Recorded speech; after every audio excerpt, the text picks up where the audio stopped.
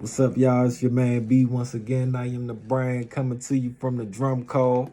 And I got 3 good books for you again this week. Let's see. The Dawn of Magic. I have for you Arabian Nights. And I have for you Capital Men by Philip Dre. All 3 good books, you know what I'm saying? Let's start it off real quick with The Dawn of Magic. And what attracted me to this book was the cover right here. Looking real creepy. So yeah, and then the title, I had to grab that joint. And it's by Louis Powells and Jacques Berger. And pretty much it talks about the progression of magic throughout the time, from ancient times to modern times, right? And it starts off talking about how magic or science was considered a secretive thing at one point. It was only guilds or certain secret societies that practiced it and that worked in magic because of the persecution that was going on during the superstitious medieval times and before. So you have at this time, like I said, there's a lot of superstition, and people believe that certain things are certain spiritual or metaphysical uh, uh, uh, things are the result of stuff that could be now explained by science. So one excerpt from it says, "It is possible in many cases to retrace the transition from magical imitation to scientific technology. Here is an example. An ancient method of hardening steel practiced in the Near East was to plunge a red-hot blade into the body of a prisoner.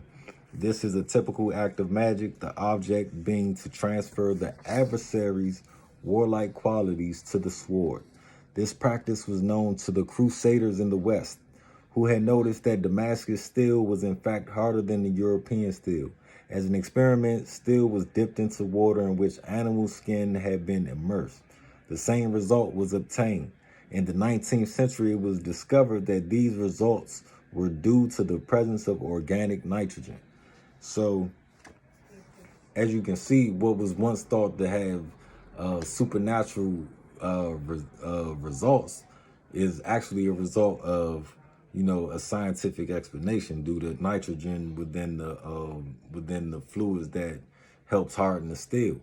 And it goes on about different conspiracies and different secret societies who are supposedly holding certain amount of knowledge, and which gives it to mankind as we progress. It does get into the conspiracy aspect of things, but at the same time, it still gives you a good perspective of the progression from how we used to think things were magical or superstition, and now there's a scientific explanation for it and how it's applied. So yeah, it talks about alchemy, the Rosicrucians, the a few geniuses from back in that time, like, and it talks about the evolution of man and how it all goes into the evolution of magic and the evolution of science. It's a really good book. You should check it out if you ever get a chance, especially if you're into like conspiracies, or if you're into like alternative science and stuff like that. So yeah, check it out. It's called The Dawn of Magic. And now we have Arabian Nights. I'm sure y'all heard about Aladdin. It just came out. Shout out to Will Smith. Yeah, and the Disney movie and everything. And this is the source of that movie right here, 1001 Nights. And pretty much it's stories within the story, and it really gives you a look into Arabic society back then. You know, it gives you a look into like the culture, the religion, the traditions, their superstitions. You know, their domestic life, a lot of everything. You know, and it starts out. Oh, I'm sorry. Let me backtrack. I'm sure you can remember. You may be familiar with Alibaba and the 40 Thieves or Sinbad. I know Sinbad has a anime out, you know, and Aladdin, like I said, and the Magic Lamp. It also has the Hunchback, which which is also like stories within the stories. So then it talks about a Christian, a Jew, a tailor, a steward, and stuff like that. But yeah, it goes deep. But it's funny because the whole story starts off with the story of King Sharyar, which is it really gives you a look into the the ideology at the time on race. You know what I'm saying? And not to get on it, you know, but it's something you'll have to be prepared to read when if you decide to get this book. It was first published and translated in the well, it was first translated in the 1700s in the French, and then subsequently in the English. Of course, that's probably the height of eugenics, between the 1700s and 1800s and early 1900s. That's the height of eugenics. You got the racial hierarchy out there, and me personally, I don't know how accurate the translations are, as far as as far as pertaining to how Arabic society really looked at different race. But it starts off with, like I said, with these two kings and their brothers, and one of them, the brother sees the brother sees the other brother's wife getting it in with the servant, right? So he go back to the brother like, look, man, I seen your wife getting it in with the servant. We need to go check this out, right?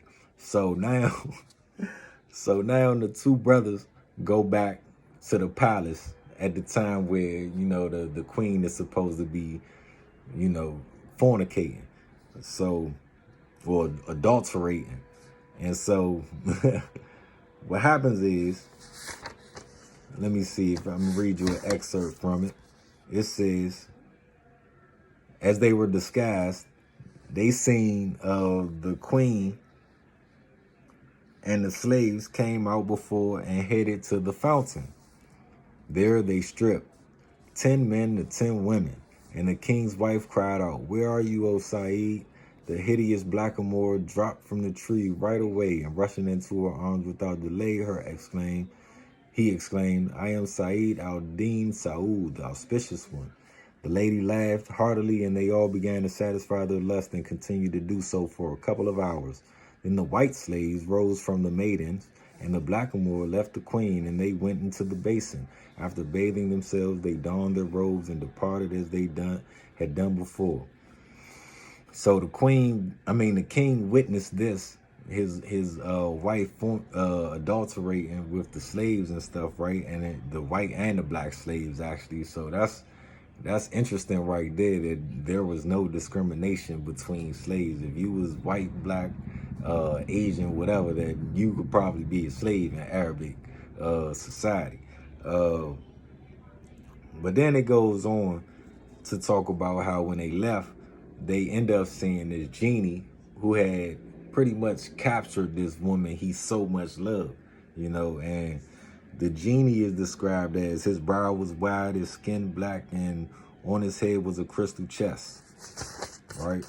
So the woman he's captured, he has imprisoned pretty much. It says, suddenly a young lady appeared from the casket, white-skinned and pleasant, fine and thin, and bright as the full moon or the glistening sun. And then it goes on to say how, so the lady is deceiving this genie the whole time, right? And what she does is go up to the kings and say, yeah, so I really don't want to be with this genie guy, you know what I'm saying? I really don't want to be with him, but he got a hold on me through this little casket. So he got these keys that won't let me go. So look, this is what we gonna do. I'm gonna have fun while he sleep. I'm gonna sleep with y'all. I'm gonna take y'all signets, and I'm gonna add it to this 570 that I already have, you know, and then, you know, it's just gonna be a joke that we all know that the genie don't know that we all in, and he's out, you know. So that's what happens. So the kings they like, all right, and with this they go back like, dang, women are deceitful. For this, I'm going to chop the head off of every woman that I get betrothed to. And he declares that that's what he's going to do every night. Is he's going to have a maiden from his country come get betrothed to him, get married. He's gonna have sex with her, and the next night, boom, cut her head off.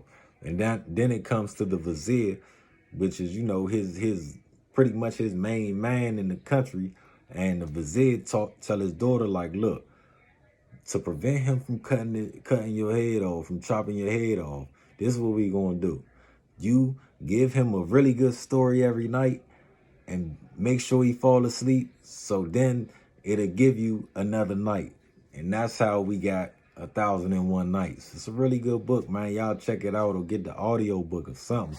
Yeah, like I said, it really gives you a look into Arabic society and, you know, their traditions, customs, ideology, and everything else. So yeah, the next one. And last and not least, we have Capital Men, you know, and it's by Philip Dre. It's a good look into, you know, the African Americans in our government right after the Civil War and during Reconstruction. So it gets into like the Civil Rights Bill that was passed at that time, which ensured all equality to every citizen of the United States, and then the explosion of politics that happened in you know, majority black districts at the time. So you have like Robert Smalls, who became the House of Representatives of South Carolina from 75 and through 87 in different capacities. You had Haram Revel, who was the first senator of Mississippi, first black senator, period. And he was the senator of Mississippi from 1870 to 1871. And then you had like Richard Daddy Kane. He was a South Carolina House of Representative from 75 through 79. And you got PBS Pinchback. He was the first black governor of any state, and it was the state of Louisiana from 72 to 73.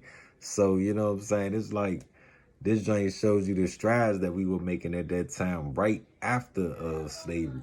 And then, you know, I mean, unfortunately, you know, you had the haters back then, you know, and you had the opposition, and people didn't want to see us winning. So in response, you know, you got the resistance, the white resistance, which caused several different massacres, and it you know, enacted the Black Code and, you know, stuff to try to prevent our movement and our voting, and you know, prevent us from, you know, our taking advantage of our rights. So because of this, you know, you got the Colfax Massacre, Bloody Sunday, and KKK, and, you know, other terrorist groups at the time that pretty much try to terrorize us from continually gaining this upward mobility. And because of it, you know, you have these senators and representatives and and other leaders within the black communities, they were agitating and continually asking the federal government for, federal intervention. Um, these people, even though most of these guys were Republicans, maybe all of them were Republicans, none of them were conservatives. The conservatives at that time were Democrats, you know what I'm saying? And the Democrats were majority in the South, so uh, they were fighting for federal intervention. Republicans don't fight for federal intervention nowadays, so I mean, just looking at the way they did politics and how things are done now, it's a clear compare and contrast when it comes to political party then and now, and how ideologies stay the same, but political parties change. So then it talks about the decline of that era due to the continued push from the white resistance, and then continue, opportunities in the north. So then you have the exodus of black people from down south, which pretty much, it says it was the like the downfall of this great era right here. And plus you had, the enactment of Jim Crow laws, which pretty much became the law of the land at the time, and we wouldn't see this type of um, uh, freedom and civil rights like this until the 60s. So again, it's like a really good book if you want to look into early American government and our influence within the government at the time. I would definitely, you know, I would definitely say get the book and check it out. So until next time, check me out. It's your man B. I am the brand. Subscribe, comment, like, all that. We gonna be going through a lot of stuff, a lot of books. So check me out. Holla.